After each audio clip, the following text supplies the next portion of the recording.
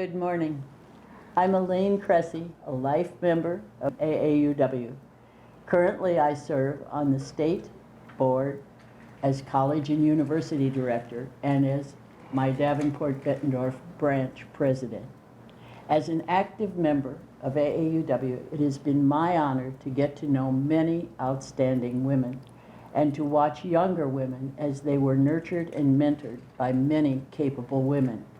In my own branch, I was mentored by two Iowa Hall of Fame winners, Mona Martin, Republican legislator, and Maggie Tinsman, a Republican state senator. And it was through 50-50 in 2020 at AAUW nudge parties that I got to know Democrat legislator Jean Lloyd-Jones from Iowa City. As an AAUW sister to both Jean and Maggie, I began to hear their stories. Today, we learn how two women from two different parties work together in the legislature on common concerns. After retirement from the legislature, they both remained active on causes they cared about, and they reunited to form 50-50 in 2020. They reached out to organizations to help them, and AAUW was the first to respond with their support. 2020 was targeted because it was the 100th anniversary of passage of the suffrage amendment, giving women the right to vote. Let me introduce former Senator Maggie Tinsman, who served from 1989 to 2007 in the state Senate, and Jean Lloyd-Jones, who served 8 years in the House and then in the Senate from 1987 to 1995. Please tell us your story. I'm Jean Lloyd-Jones. I'm a Democrat, and I served in the legislature for 16 years total, 8 years in the House and 8 years in the Senate. 50-50 in 2020 means that we want 50% of the seats in the Iowa legislature held by women and 50% of the congressional delegation women, and we want a woman governor by the year 2020. That's what that meant. I'm Maggie Tinsman, and I served in the Iowa Senate for 18 years. But when I came to the Iowa Senate, I was in the minority and was told that I could not sponsor any legislation and would have to just sit at my desk.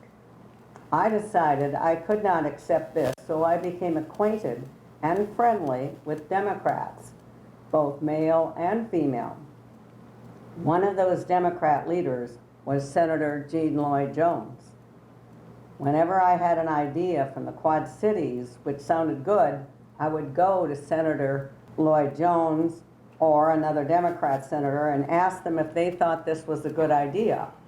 If they thought it was a good idea, I asked would they sponsor it, and I would support it, meaning Democrat and Republican voting for the same bill. Our terms overlapped by about 7 years, I think. And then I retired at the end of 1994 and had a happy retirement. Then in about 2009, the Iowa Women's Foundation had an annual fall luncheon, and the speaker was to be Linda Newman, the first woman in Iowa to be named to the Supreme Court. I knew that she was a good friend of Maggie, so I invited Maggie over from the Quad Cities to come to the luncheon, and we would listen to Linda Newman speak. Her speech talked about the importance of having women in elected office. And at the end of it, Maggie leaned over to me and whispered in my ear, we should have a school and teach women how to run for office. And I said, oh no, Maggie, I don't have time to do that. I'm in the band and I'm doing other international visitors and lots of fun things. And besides, I don't know how to teach women how to run for office. And she said, well, think about it. So I thought about it, and in February of 2010, I heard on Iowa Public Radio the League of Women Voters talking about the fact that this was the 90th anniversary of women's suffrage, and that they were planning to recruit some women to run for office. And I said to myself, so you're going to recruit women, and then what?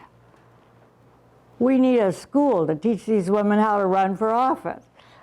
So I called Maggie, and that's how the first conversations about how to start a campaign school got going. Can you add anything to that, Maggie? Well, first of all, I'm glad about the explanation, because that was very, very important to me, that we really do something more. The perspective of women as good people that bring people together, whether they're Republican or Democrat, is very important to me, as I noticed, because I was in the Senate and saw that that happened. Once we agreed to that, then we started to talk about female friends of ours, and decided we'd have a board of directors. And the board of directors would be 7 Republicans and 7 Democrats. We wanted to have equal numbers. And so that's how we started. And then we developed from there our goals and our principles. Maggie, could you talk to us a little bit about the training sessions then? How did those start after you had your board? Well, that's the first Blueprint for Winning Academy. Started when we had 15 people who participated, 8 Democrats and 7 Republicans. And it was a campaign school, and it was much more detailed than Ready to Run at Iowa State. The first one that we had was in 2012, I think, and we had it every 2 years. So as long as we existed, we had one in 2012, 14, 16, 18, and 20. One of the negotiations that we had to have was with the Ready to Run program at Iowa State, and they were running it every other year. And at first, they were not at all receptive to our idea of having a campaign school. But then they said, well, really, the people who were sponsoring Ready to Run was the Center for American Women in Politics at Rutgers. And they had originally wanted the people at the Carrie Chapman Catt Center at Ames to have it every year. But she said, we don't have the resources to do it every year. So if you would do it on the off year, we could do it on, so that compromise worked out and kind of eased the tension a little bit between the two organizations. So then we were on the right track. And one of the things that we did at our training session that I think was the most successful, the most helpful, was helping them hone their stump speech. And we hired a speech coach from Washington, D.C. named Chris Yonke, who had been a coach to several important people. We also had Mary Kramer, who was then not only a senator, but she was president of the Senate, and she gave a speech on leadership before and after winning, which was very, very important. And then we had other presenters like lobbyists, social media people, fundraising, working with the media, crisis management, grassroots campaigning, and getting out the vote. We covered all of those. Each candidate was then afterwards paired with a mentor, a person of their party who could help them with the current situation. In 2012, over 40% of our women got through the primary, while those that didn't go through this kind of campaign school, only 14% were elected. We had found in our research that when women run, they succeed in the same percentage that men do for comparable races. That is, a race which is contested or an open seat. But 7 times as many men run as women. So if we could just recruit more women to run, we thought we could get easily reach the goal of 50% by 2020. It's very difficult to recruit women to run. And Maggie had a wonderful thing she used to say in her speeches. She would say, you know, a man wakes up in the morning, looks at himself in the mirror and says, I think I'll run for the Iowa Senate. A woman has to be invited 3 times, and then she thinks she has to have a PhD in political science. She has to have her children in the best university, and she has to know everything about every topic that might come up before the legislature before she can run. How did you invite them 3 times? We would first talk to them at the beginning, then we would have someone else talk to them, and then a third person talk to them, and so that they would realize that people really did want them to run. And they said, you don't have to really have your PhD in anything. You don't have to even have truly gone to college if you've had a lot of experience. But it was not easy to recruit. It was not easy to recruit candidates to come to the school. I wanted to also say, besides having a board of directors, which we mentioned was 7 Republicans and 7 Democrats, we had an advisory council, and it actually had, I believe, it had 20 people in it. 8 men and 12 women. And these were not elected officials at all. They were maybe past elected officials, like Bonnie Campbell was a former attorney general, but she wasn't when she was on this thing.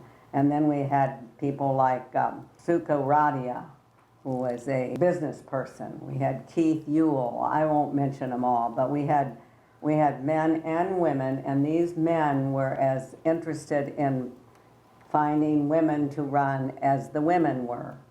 And so they also were very helpful raising money. Another thing we did, we decided to form a coalition of equity, we called it, by getting partnerships with other women's organizations.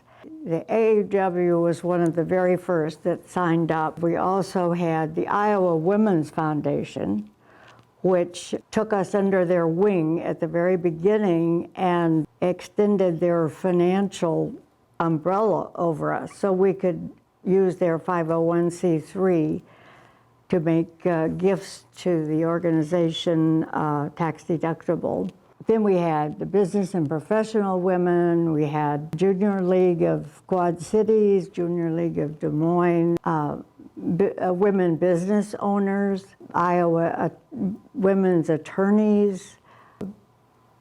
I'm going to forget a lot of them, but there were just quite a few other women's organizations that were just so excited about it and would not have joined up unless it was bipartisan. That was the saving grace there, because they just couldn't be involved if it was a partisan thing. And we started another program, by the way, called See Yourself Here. That was a day-and-a-half program at the state capitol, open to any woman who thought she might ever want to run for office. We set up a tight schedule for them, and they heard from staff members. They went up to the offices behind the chambers where the public doesn't get to go, and met with the majority leader and a minority leader, and got a feel for, we called it demystifying the state legislature. They got a feel for what really goes on there. And at the end, as they filled out their evaluation sheets, they said, gosh, this really made me feel like I could be a legislator. They found out that they didn't have to write the bill themselves. There is professional, nonpartisan staff that writes the bills. You just tell them what you would like to do, what change in the law you would like to see, and the staff writes it up. Another question they had was, well, you know, I don't know if I could afford to serve in the legislature because the price of gas itself would be too high. And we said, you know, there is a salary. You get per diem. You get mileage.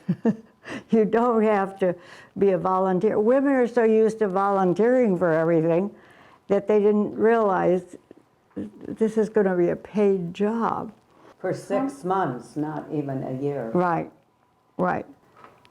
In support of the parties, where we got the parties involved. We didn't split the learners between the Republicans and Democrats. We did support the candidates going to the campaign schools of their particular party, in addition to what we were doing, because it was important to have the party help them get elected. So if they didn't know where to go, we'd find out for them and tell them where their particular party was meeting for campaign school, and they needed to do that as well.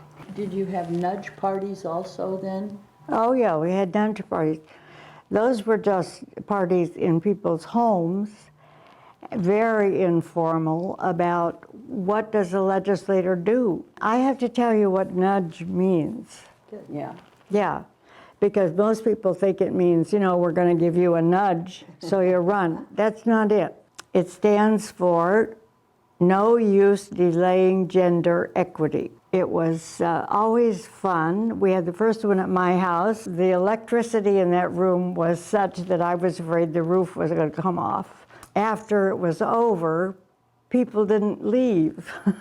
People stayed around and talked about running for office. I mean, it was just so exciting. And the same thing happened. I had one too, but it was besides us having. I had it, and it was the same kind of thing. And it was, we are encouraging you to really think about running for the legislature. If you're not thinking about running, then we encourage you to find another woman to run and Right. support her. But it was that kind of thing. They were very informal. They were fun. Some of these advisory council people held them, or some of our board of directors held them. And again, they were informal, and they were not only women, but girls of all ages came to mind. Throughout the year, you could have it any time. But the whole thing was to introduce the idea behind 50-50 and 20-20 and encourage women to run for even local office first. And one of the AAUW members who served on our board, Chris Lusher, lives in Algona, Iowa, and she had 2 nudge parties, one at her home in Algona and one in Emmitsburg at their cottage, all in the same day. I mean, it was just amazing. She did one in the morning and one in the evening. Did many of the participants then run for local offices? Yes, there were people who chose to run for county supervisor, city council, school board, and we encouraged that. And then later on, and towards the end of our 10-year campaign, we started a new program called Step Up, the Step Up program, which targeted women who were already serving in local and county offices to encourage them to take the next step up into the legislature. So, And can you tell us what you did after a training session with those that ran, the winners and the losers? Well, I can do that. We had 2 kinds of programs after elections, for those that won and for those that didn't win. For those that won, we brought in other elected officials from which they were going to be working with, either from the Senate or from the House, so that they would know what were the major issues now going on in that body and where could they fit and what kind of committees would they want to be on. Now, for those who lost, we still had another one, and the whole talk was, well, what else could you do or could you have done that we can help you with, and requesting them to do it again, that you just don't do it once. Jean, can you elaborate on? We were very careful with that second session. In the planning, we had the help of a psychologist, a woman from Iowa City, and she had a colleague in Washington, D.C. who came out here and helped us design that program. We held it in Perry, Iowa, at the Hotel Paty. It was well attended. And they walked in with kind of their heads kind of held down. Their whole body language said, I've lost an election. By the time they went out that afternoon, their heads were high. They were energized and ready to run again. It was a transformation that was beautiful, beautiful to see. You were able to tell ones that had done something that worked, that everyone should do that. And something that didn't work, then don't do that again.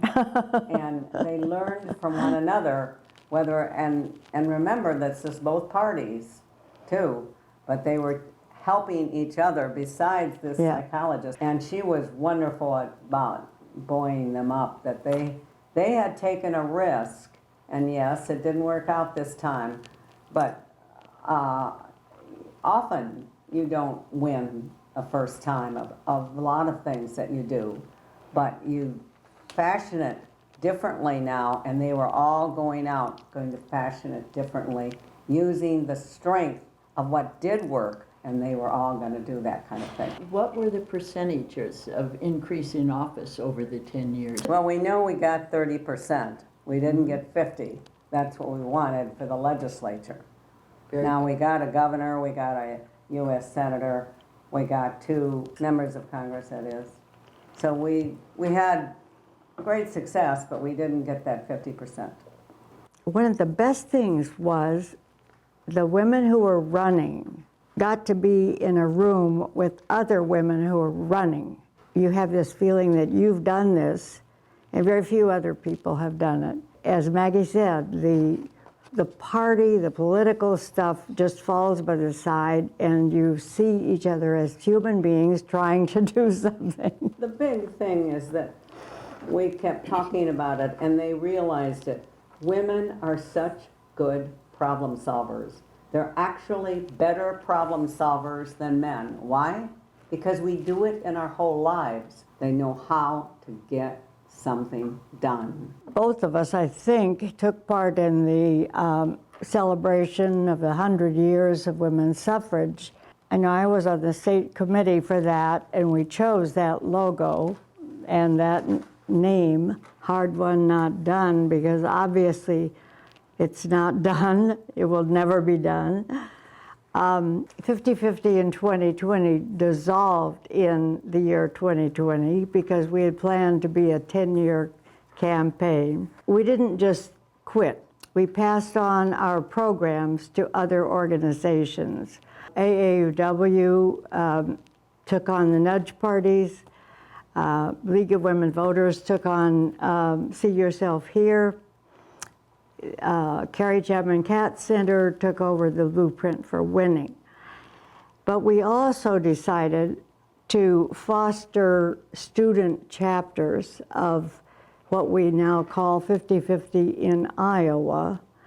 And there is a student chapter at the University of Iowa, at the University of Northern Iowa, and at Ames. Our hope is that the women there will reach out to other universities and colleges in the state and community colleges to form similar chapters. We have 35 private colleges and universities in Iowa. We have a lot. And there are a couple of us who are going to take 3 or 4 of those private universities and go talk to them about doing something like the University of Northern Iowa did. But we think there are other colleges that would want to have some kind of a chapter of 50-50 in Iowa so that they can introduce their young women to go for legislative possibilities. The 53% of all the voters in Iowa are female, and they vote in a bigger percentage than men. And if we really wanted to be the majority, we'd be working for the majority. We're not even working for that. We're working, can't we be even? We're tired of being down below the men. We need to be equal to them because we are major voters in this state.